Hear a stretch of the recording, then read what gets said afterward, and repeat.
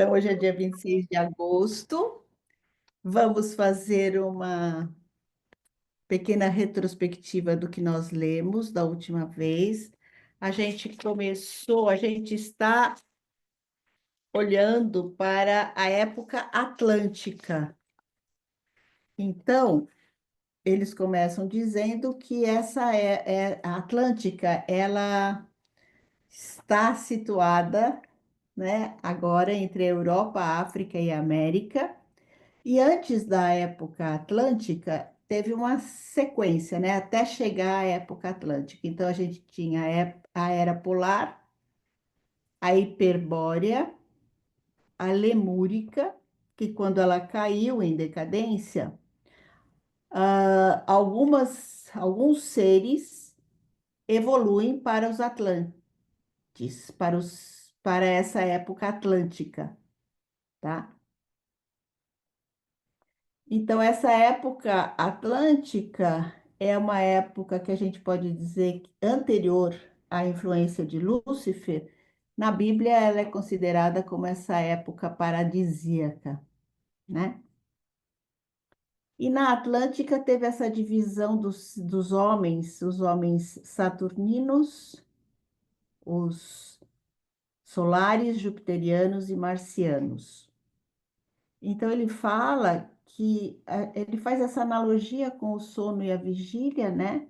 Que esses homens têm a percepção dos anjos, desculpe, e dos arcanjos. Então, esses seres eram visíveis a esses homens atlantes.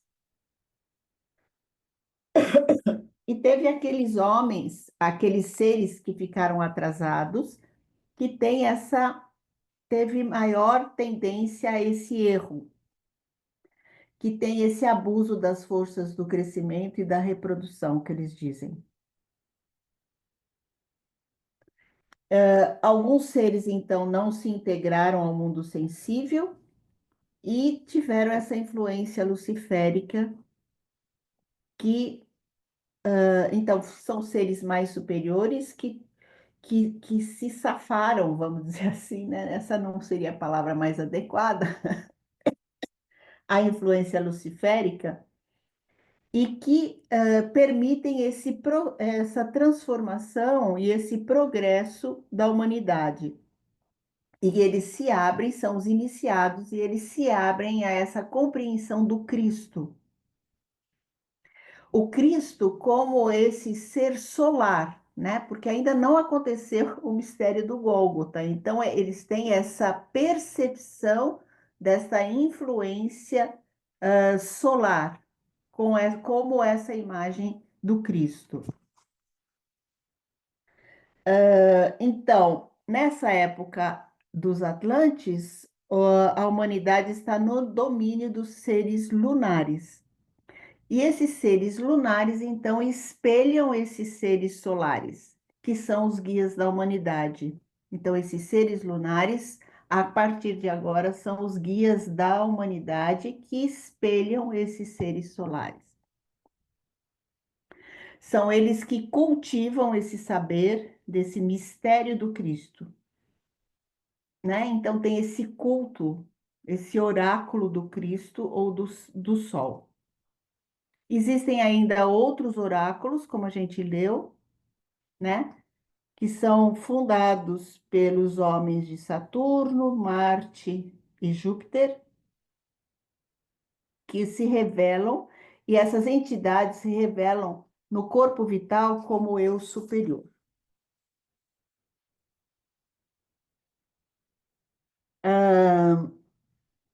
Então, existe também, então, os oráculos de Vênus e Mercúrio, que eles estão mais ligados a esse fundamento do suprassensível. E o oráculo de Vulcão, que estão mais ligados aos fundamentos da ciência e artes. Saturno, Júpiter e Marte, eles recebem diretamente os mistérios dos seres superiores e eles expressam em símbolos. E Vênus, Mercúrio e Vulcão, eles já têm uma certa forma de pensamento próprio. Eles têm, então, essa representação mental. Começa essa representação mental. E no meio existem os mistérios do Cristo, que é o Sol, né? Então, lembra, a gente tem para os planetas suprassolares e os infrassolares. Os infrassolares estão mais ligados a essa percepção da forma de pensamento próprio, e os suprassolares estão mais ligados a essa expressão a partir dos símbolos, recebem essa influência diretamente dos seres superiores, tá? E no meio tem o Sol, essa expressão do Cristo. Bom,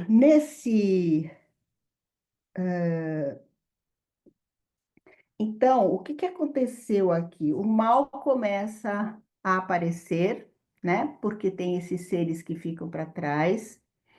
E daí, quando esse mal começa a aparecer, começam essas catástrofes, a destruição dessa região atlântica a partir de catástrofes aéreas e aquáticas. A Terra vai começando a ter uma feição como é a de hoje, a partir desses cataclismas. A sensibilidade espiritual cada vez diminui mais, e o culto de Júpiter como de Vênus acontecem tanto para o bem como para o mal. E as figuras humanas começam a ficar disformes. E essas figuras humanas, elas desaparecem nesse período atlântico. E a gente começa a ter a influência de Lúcifer e Ahriman. Existe, então, o oráculo de Cristo, que tenta manter essa forma mais pura, mais ligada a essa espiritualização. E os dirigentes estão em Saturno, Júpiter e Marte. Então, como que era esse homem Atlante? Ele tinha a memória como uma faculdade muito forte, né? Uma faculdade espiritual. E também ele tinha o domínio da energia vital, tanto da própria energia vital. Então, essa energia vital podia sustentar, então, a força física de cada homem dessa época. Eles pensam em imagens, não tem raciocínio nenhum, e as coisas são feitas sempre do mesmo modo. Portanto, eles precisam ter muita experiência, né? Porque eles não criam nada. É tudo feito do mesmo, eles aprendem a partir da própria experiência, sempre fazendo sempre tudo do mesmo jeito. Porque a memória é o ponto alto aí. Então as coisas são recordadas sempre, então eles precisam sempre de muitas experiências. E eles estão muito unidos ainda à natureza. Alguém quer colocar mais alguma coisa? Melhorou, Rosana? Ou piorou um pouquinho? Tá muito bom, ficou muito bom, dá uma esclarecida mesmo. Tá bom. Então, e nós viemos, então, na Crônica do Acacha, eles colocam que são 3 raças raízes. O povo da Lemúria, da Atlântica, e um povo que a gente ainda não ouviu ainda aqui, que é o povo ariano. Então, nós viemos daí.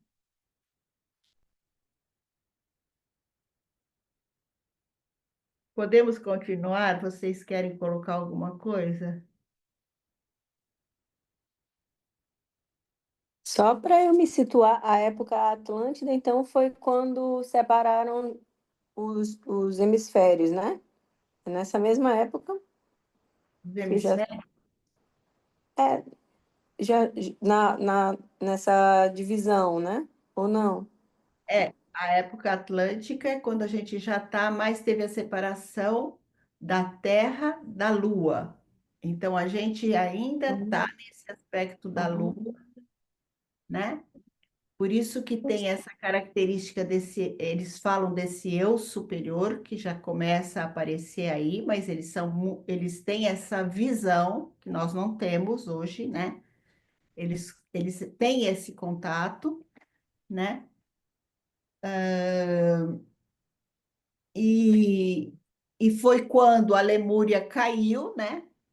Então teve a Lemúria caiu, então acabou a Lemúria, então entra então esse povo atlântico, que são aqueles resquícios desse povo que que vem agora para se tornar esse povo atlântico, dessa era atlântica, Ah, né? então a Então, gente não está nem teve nessa. uma catástrofe, sempre tem uma catástrofe, e Sim. daí alguns seres do bem, normalmente, vêm para essa outra área. Eu Hum. não sei se eu entendi a sua pergunta, Maíra, mas Eu não sei. A gente nessa época, então, não estava ainda nesse planeta aqui. Eu já estava. Já estava no planeta não. Terra. Ah, É, então era a isso. Ah, gente, tá. a gente Entendi, está então. em processo, né? Tá, aham. Então, esses corpos não são como os nossos corpos aí, Sim, né? Tudo é muito sutil, você está muito integrado. Tinha um eu ainda grupal, nada de individualidade, sim, sim. né? Eles já começam a aprender com os antepassados, na verdade, né? Mas pela memória, nenhum raciocínio, nada Uhum. Entendi, entendi. Bom, obrigada. disso, mais ou menos. Eu acho que temos gente nova aqui, é? Quem é Motorola? E quem é Elane? São novos, né? Não sei. São novas. A Elane eu não conheço, mas ela também tem participado do grupo de sábado. Ah, então bem-vinda. E Motorola, você É, sabe? eu não sei quem é. Tá bom. Se depois vocês quiserem se apresentar no final. Muito bem, continuamos, Cris? Sim?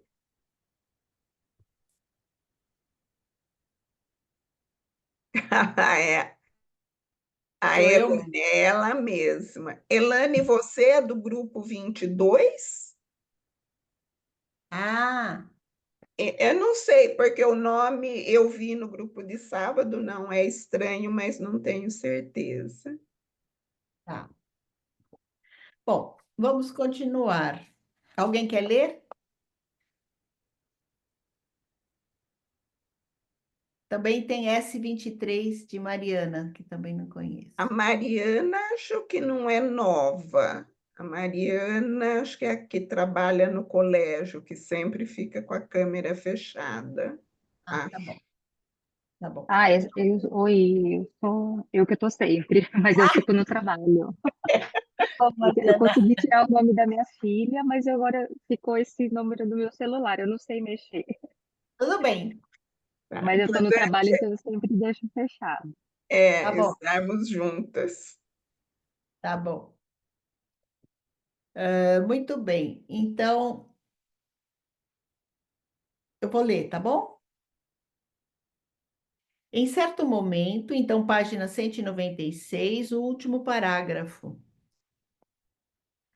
Em certo momento, o líder dos iniciados do Cristo se viu isolado com alguns acólitos, aos quais só podia comunicar os mistérios do mundo em escala muito limitada.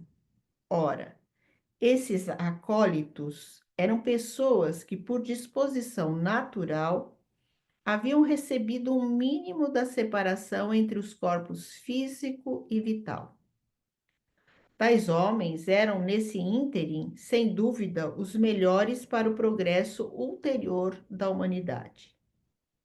Neles se haviam imiscuído cada vez menos as vivências no âmbito do estado de sono. O mundo espiritual foi se tornando cada vez mais inacessível para eles. Por outro lado, também lhes faltava a compreensão para tudo o que se havia revelado em antigas épocas, quando o homem não estava em seu corpo físico, mas apenas em seu corpo vital. Os homens do círculo imediato daquele guia do oráculo do Cristo estavam adiantados ao máximo quanto à união com o corpo físico da parcela do corpo vital anteriormente separada dele.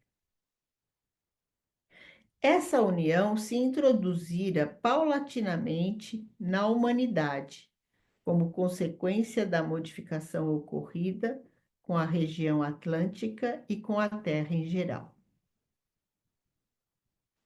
Os corpos físico e vital do homem coincidiam cada vez mais. Devido a isso, as faculdades anteriormente ilimitadas da memória se perderam, tendo início a vida humana pensante. Aí eu esqueci de falar da linguagem, né? Começa a linguagem nessa época, na Era Atlântica. Começa essa comunicação, eles começam a dar nome às coisas, né? Acho que eu não falei, né? No resumo. A parte do corpo vital, unida ao corpo físico, transformou o cérebro físico no verdadeiro instrumento do pensar. E só a partir daí o homem começou realmente a sentir seu eu no corpo físico. Foi só então que a autoconsciência despertou.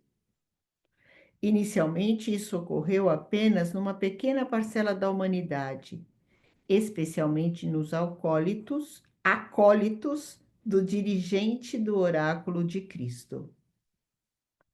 As demais massas humanas esparsas pela Europa, Ásia e África conservaram, nos mais diversos graus, os restos dos antigos estados de consciência. Elas possuíam, portanto, uma experiência imediata do mundo suprassensível. Os acólitos do iniciado do Cristo eram homens com um intelecto altamente desenvolvido. Mas dentre todos os homens da época eram os menos experientes no domínio do suprassensível. Foi com eles que aquele iniciado emigrou do oeste para leste, para uma região no interior da Ásia. Ele queria protegê-los ao máximo do contato com os homens menos avançados na evolução da consciência.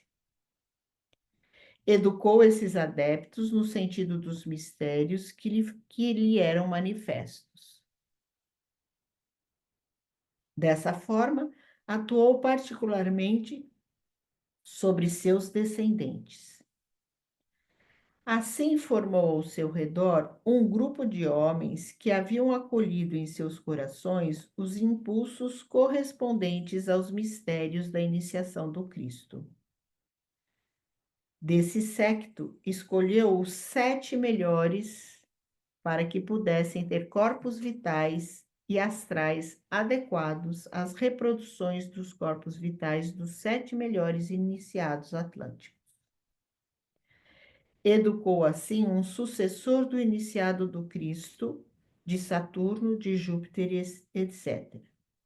Esses 7 iniciados tornaram-se os mestres e guias dos homens, que na época pós-atlântica povoaram o sul da Ásia, especialmente a antiga Índia. São 7 rishis, né, Cris? Né? Uhum. Sim, eu entendi assim também. Sim. Como esses grandes mestres eram efetivamente dotados com reproduções dos corpos etéricos de seus antepassados espirituais, o conteúdo do seu corpo astral, ou seja, seu saber e seu conhecimento autoconquistados, não alcançavam o que lhes ficava velado por seu corpo vital. Para que tais revelações lhes falassem em seu íntimo, eles deviam fazer silenciar seu próprio saber e seu próprio conhecimento. Então, a partir e por intermédio deles, falavam as elevadas entidades que também haviam falado a seus antepassados espirituais. Fora dos momentos em que essas entidades falavam por seu intermédio, eles eram pessoas simples, dotadas com os dons do entendimento e do coração adquiridos espontaneamente.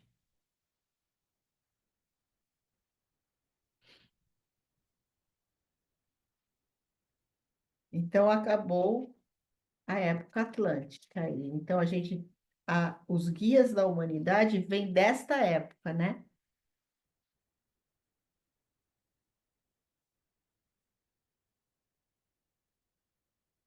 E quando a gente faz esse caminho do pós-morte, nós encontramos com esses guias da humanidade na esfera da Lua, né? Muito bem. A época pós-atlântica.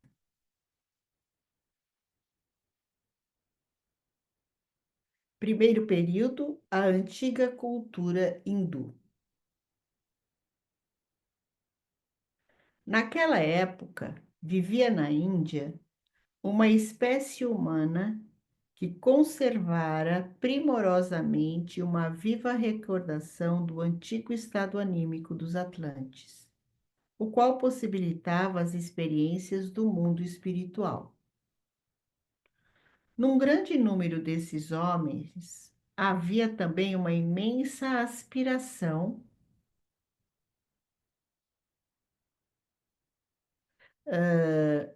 num grande número desses homens, havia também uma imensa aspiração do coração e da mente rumo às vivências desse mundo suprassensível.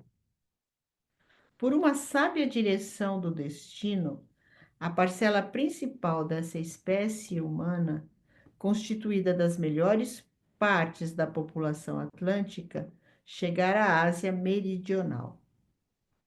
Além desse grupo principal, outros grupos haviam imigrado em outras épocas. Para esse contexto humano, o chamado iniciado do Cristo designou como instrutores seus 7 grandes discípulos. Eles deram a esse povo sua sabedoria e seus preceitos. Muitos desses antigos hindus precisavam de uma mínima preparação para estimular em si as faculdades mal extintas que conduziam à observação do mundo suprassensível, pois a nostalgia em relação a esse mundo era realmente a disposição dominante da alma hindu. Tinha-se a sensação de que nesse mundo se situava a pátria original dos homens. Desse modo, eles foram transferidos para aquele que pode propiciar a contemplação sensorial exterior, o intelecto a ela ligado. Sentia-se o mundo suprassensível como verdadeiro e o mundo sensível como um engano da percepção humana, uma ilusão, Maya. Por todos os meios havia empenho em abrir o olhar para o mundo verdadeiro. Não havia interesse em ir ao encontro do mundo sensorial ilusório, ou, quando muito, havia apenas na medida em que este se revelava como o véu para o suprassensível.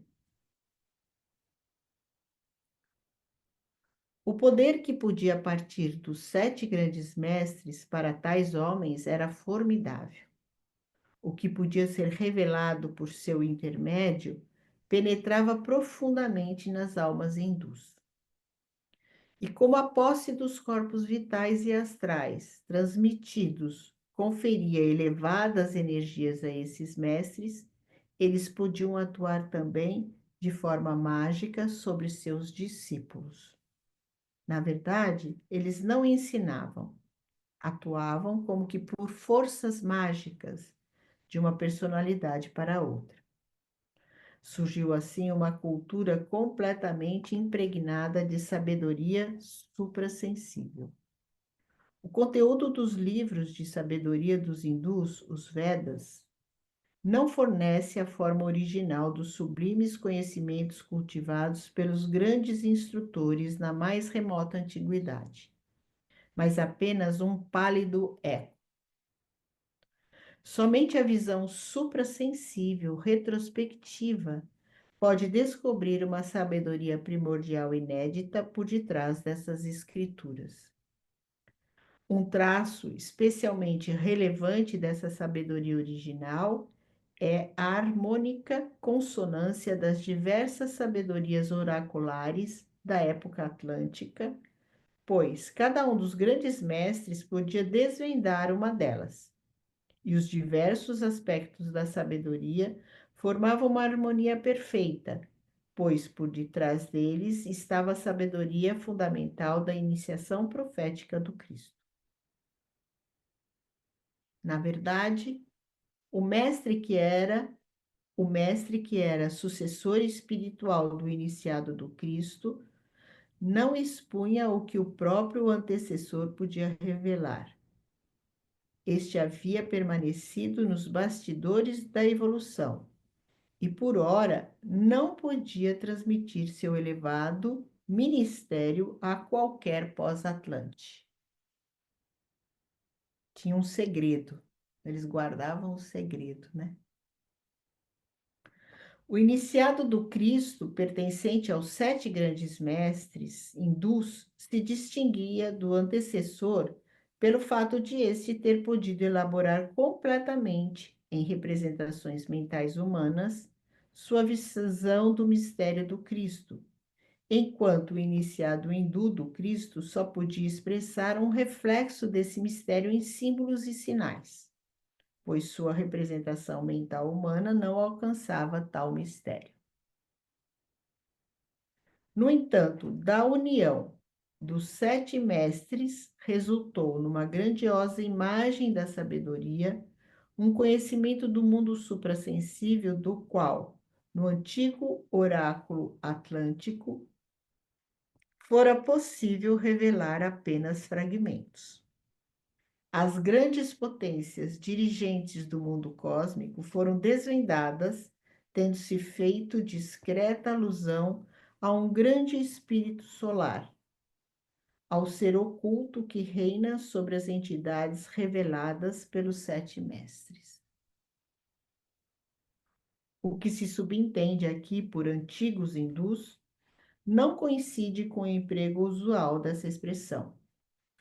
Documentos exteriores da época aqui referida não existem. O povo comumente denominado hindu corresponde a um grau evolutivo da história configurado só muito depois da referida época. É preciso distinguir um primeiro período terrestre pós-atlântico, no qual dominava a cultura índica, aqui caracterizado. Depois se formou um segundo período pós-atlântico, no qual se tornou dominante como cultura aquela que é chamada a seguir nesse livro de proto-persa. E mais tarde ainda se desenvolveu a cultura egipto-caldaica, também a ser descrita. Durante a formação do segundo e do terceiro períodos culturais pós-atlânticos, também a antiga cultura índica vivenciou uma segunda e uma terceira época. E é para essa terceira época que valem as referências comumente feitas à Índia antiga. Portanto, não cabe relacionar a presente descrição com a Índia antiga no sentido comum. Um outro traço dessa antiga cultura índica é aquele que posteriormente conduziu à divisão dos seres humanos em castas. Os habitantes da Índia eram descendentes de Atlantes, pertencentes a diversos tipos de homens, isto é, homens saturninos, jupiterianos e etc., Pelos ensinamentos suprassensíveis, compreendeu-se não ser por acaso que uma alma era introduzida nesta ou naquela casta, e sim pelo fato dela própria ter se predestinado à mesma.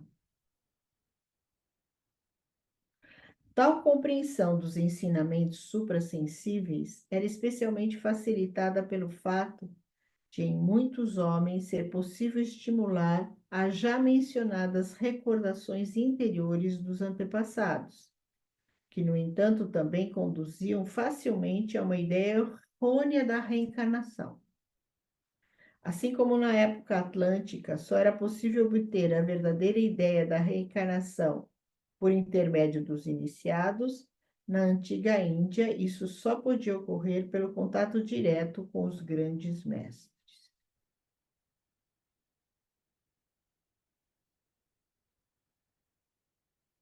A ideia errônea da reencarnação mencionada acima encontrou a maior expansão imaginável entre os povos que, em consequência do declínio da Atlântida, espalharam-se pela Europa, Ásia e África. E como os iniciados que se haviam extraviado durante a evolução atlântica também haviam comunicado esse mistério aos imaturos, os homens tenderam cada vez mais a confundir a ideia verdadeira com a falsa. Entre esses homens, havia permanecido, em alguns casos, como herança da época atlântica, uma espécie de clarividência nebulosa. Assim como os atlantes entravam no domínio do mundo espiritual durante o sono, seus descendentes vivenciavam esse mesmo mundo num estado anormal, intermediário entre o sono e a vigília, quando lhes apareciam as imagens da antiga época a qual seus antepassados haviam pertencido. Eles se consideravam reencarnações de homens que viveram em tais épocas. Doutrinas sobre a reencarnação, em desacordo com as autênticas ideias dos iniciados, se espalharam por todo o ambiente terrestre.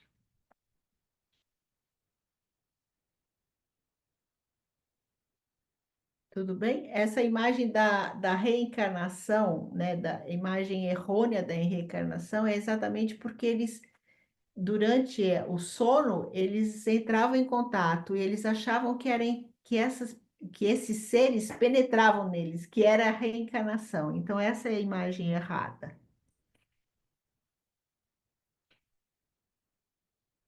né?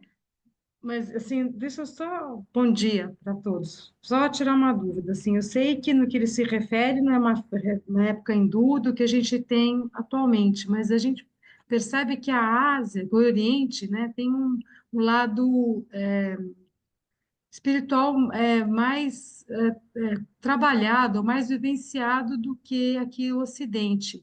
Isso é justamente por essa influência de todo esse processo? Me dá a impressão que sim, né? Inclusive, ele está falando isso, né? Essa questão das castas, né? Que foi algo que tem a ver com essa influência lá dos seres atlânticos, né? Que tinham aqueles que estavam atrasados, aqueles que estavam mais evoluídos, né? Então, isso já vem daí. Eu acho que sim, acho que a gente pode pensar assim dessa forma. Não sei. O que você acha, Cris? Tem uma questão, eu não vou saber falar exatamente, mas é assim, que os orientais têm uma vivência maior desse contato com o mundo espiritual. E o Ocidente trouxe isso mais para a matéria. Tanto que na pedra fundamental, na segunda parte, ele fala, né? Que, como é que é? Eu esqueci agora. Espera aí, deixa eu achar aqui para você.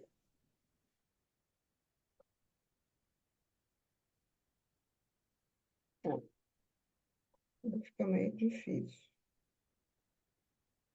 Se torna aquele, né? Isso, que o que se forma através fazer inflamar-se pelo leste o que se forma através do Oeste, porque o Ocidente estava mais materializado e o Oriente bem espiritualizado. Então, que essas duas escolas se complementassem, que essa espiritualidade do leste impregne, né, essa materialidade do oeste. É que o Steiner fala que nós Legal, né? que Bonito. viver nos dois mundos, né? Que nós somos cidadãos dos dois mundos. Sei, me atrapalhei aí, mas acho que é isso. Não atrapalhou, ajudou bastante. Cristina, obrigada, obrigada. Muito bem. E agora a gente está no segundo período, né? A antiga cultura persa. Como resultado das contínuas migrações que se haviam dirigido do Ocidente para o Oriente desde o início da destruição da Atlântida, estabeleceu-se nas regiões da Ásia Ocidental um povo cuja descendência é conhecida na história como povo persa e estirpes afins. No entanto, o conhecimento suprassensível tem de remontar a períodos muito anteriores ao período histórico desses povos. Trata-se, a princípio, de antepassados muito remotos dos persas posteriores, em meio aos quais nasceu a segunda grande época cultural da evolução pós-atlântica após a índica. Os povos dessa segunda época tinham uma missão diferente daquela do povo hindu.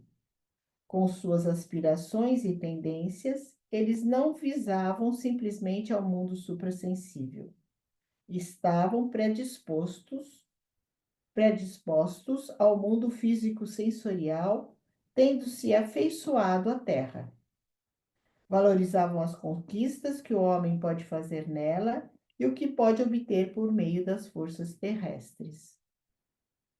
Suas façanhas como guerreiros e suas invenções para extrair os tesouros da terra relacionam-se com essa particularidade de seu ser. Entre eles, não havia o risco do inteiro afastamento da ilusão do físico sensível em virtude de uma nostalgia voltada ao mundo suprassensível. Havia, assim, o de perder inteiramente a relação anímica com este último devido ao interesse pelo mundo sensível. Os próprios oráculos transplantados do antigo território atlântico participavam à sua maneira do caráter geral da população. Aí se cultivava, dentre as forças das quais outrora o homem pudera apropriar-se pelas vivências do mundo suprassensível, forças que ele ainda podia dominar em certas modalidades inferiores, aquela que dirigia os fenômenos naturais de modo a servirem aos interesses pessoais do ser humano. Esse antigo povo tinha ainda um grande poder no domínio de tais forças naturais, que mais tarde se retraíram frente à vontade humana. Os guardiães dos oráculos dominavam forças interiores relacionadas com o fogo e outros elementos. Pode-se chamá-los de magos. O que eles haviam conservado como herança cognitiva e forças suprassensíveis de outros tempos era, na verdade, débil em relação à capacidade do homem num passado remoto. Porém, assumia todas as formas possíveis, desde artes nobres, preocupadas apenas com a salvação da humanidade, até as práticas mais condenáveis. Sobre esses homens, a entidade luciférica exercia um domínio peculiar. Ela os havia colocado em contato com tudo que desvia o homem das intenções dos seres superiores, que não fora a interferência luciférica. Teriam sido os únicos a levar adiante a evolução da humanidade. Mesmo os membros desse povo, que ainda eram dotados com resquícios do antigo estado clarividente, do já descrito estado intermediário entre a vigília e o sono, sentiam-se muito atraídos pelos seres inferiores do mundo espiritual. Era preciso dar a esse povo um impulso espiritual capaz de compensar tais particularidades de caráter. Da mesma fonte que originou a antiga vida espiritual hindu, foi-lhe dada pelo guardião dos mistérios do oráculo solar uma direção. O guia da cultura espiritual proto-persa, dado pelo guardião do oráculo solar ao povo aqui focalizado, pode ser chamado pelo mesmo nome que a história conhece como Zaratustra ou Zoroastro. No entanto, convém ressaltar que a personalidade aqui em questão pertence a uma época muito anterior àquela em que a história coloca o portador desse nome. É que aqui não se trata de pesquisa histórica exterior, e sim ciência espiritual. E quem tiver de pensar numa época mais recente, relacionada com o portador do nome Zaratustra, poderá buscar uma sintonia com a ciência espiritual no fato de este representar um sucessor do primeiro grande Zaratustra, tendo adotado seu nome e atuado no sentido de sua doutrina.